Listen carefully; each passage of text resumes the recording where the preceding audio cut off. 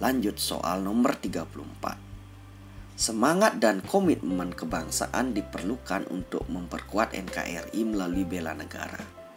Dalam konteks kehidupan bernegara, yang dapat dilakukan oleh siswa adalah bela negara, yaitu A. Memahami Pancasila, Undang-Undang Dasar Negara Republik Indonesia 1945, dan peraturan hukum lainnya. B. Mengamalkan Pancasila dalam kehidupan sehari-hari. C. Menjaga nama baik sekolah. D. Menuntut ilmu demi kemajuan bangsa dan negara. E. Menjaga nama baik dan kehormatan bangsa dan negara.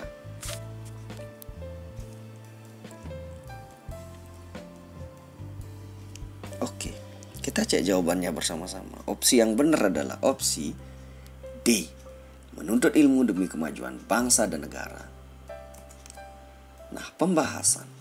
Konsep bela negara dapat dilakukan sesuai profesi masing-masing. Dalam hal ini, seorang siswa menuntut ilmu demi kemajuan bangsa dan negara. Bagi siswa, menuntut ilmu merupakan bentuk bela negara demi kemajuan bangsa dan negara Indonesia. Jadi jelas sekali kenapa opsi D ini yang paling tepat. Ya, kita lanjut soal nomor 35. Salah satu implikasi kebijakan otonomi daerah yang dikembangkan di Indonesia adalah A. Pemerintah pusat tidak lagi berkewajiban memberikan anggaran kepada daerah. B. Daerah-daerah lebih kreatif dalam mengembangkan sumber dayanya. C. Terjadinya pemusatan kekuasaan dari pemerintah pusat ke daerah. D. Hanya putra-putra daerah yang dapat berpartisipasi secara aktif dalam pembangunan di daerah. E. Pemilihan kepala daerah melalui perwakilan secara demokratis.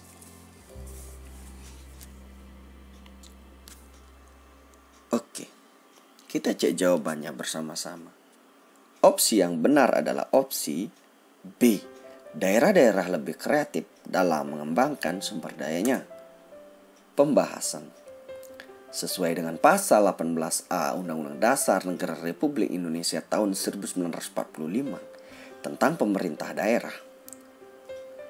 Yang pertama, hubungan wewenang antara pemerintah pusat dan pemerintah daerah provinsi, kabupaten, dan kota diatur dengan undang-undang dengan memperhatikan kekhususan dan keragaman daerah.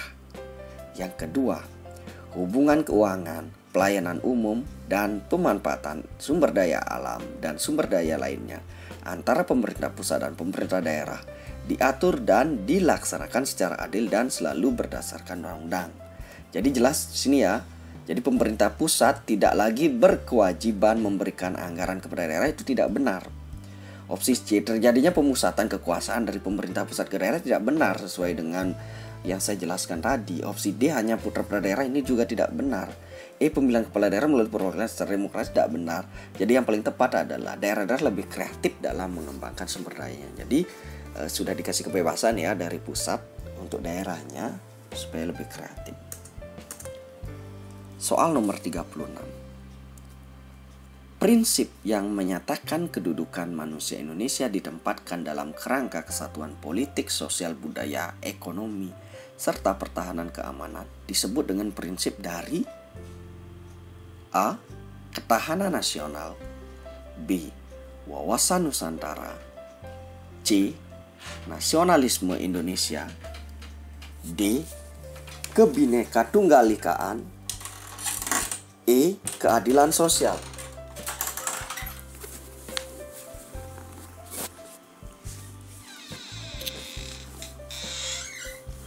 Oke, kita cek jawabannya bersama-sama. Opsi yang benar adalah opsi B. Wawasan Nusantara. Pembahasan. Wawasan Nusantara adalah wawasan nasional bangsa dan negara Indonesia yang memandang Indonesia merupakan satu kesatuan di bidang ideologi, politik, ekonomi, serta sosial budaya dan pertahanan dan keamanan. Jadi jelas sekali yang dijelaskan di sini ya.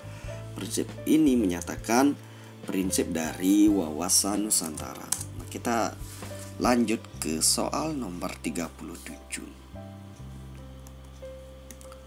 Salah satu faktor pemersatu bangsa adalah bendera, bahasa dan lambang negara, serta lagu kebangsaan. pengaturannya dalam undang-undang bertujuan untuk memperkuat NKRI, yaitu A. Menjaga kehormatan dan kedaulatan Negara Kesatuan Republik Indonesia.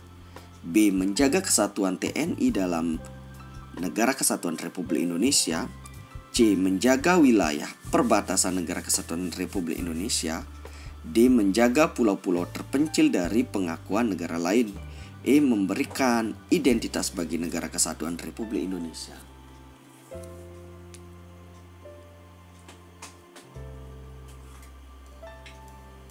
Oke, kita cek jawabannya bersama-sama.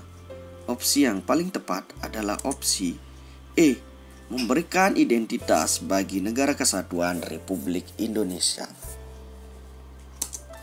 Nah, sesuai pasal 35 Undang-Undang Dasar Negara Republik Indonesia tahun 1945 yang berbunyi, bendera negara Indonesia ialah sangsaka merah putih.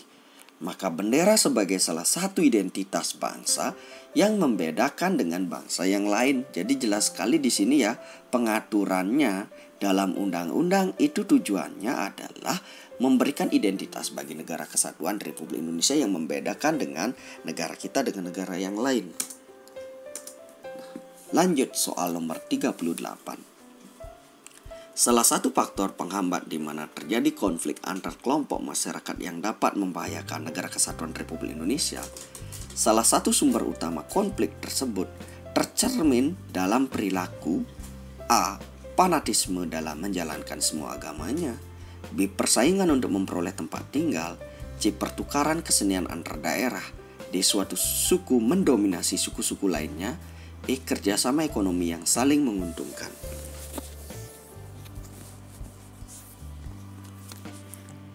Oke, kita cek jawabannya secara bersama-sama.